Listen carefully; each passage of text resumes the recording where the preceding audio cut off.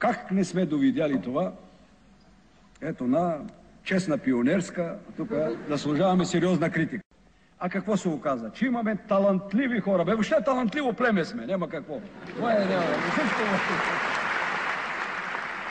Постиженията в областта на литературата, в киното, в изобразителното изкуство издигнаха престижа на нашата култура в чужбина, както никога досега. У нас се заговори за златен век на социалистическата култура в България. Принеси, отивай, ще ми бъде тъжно, ще ми бъде тъжно, без твоите ръце.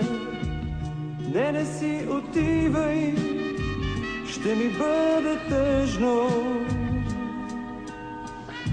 без твоите единствени ръце. Щом отново намеря сърцето си, ще се върна при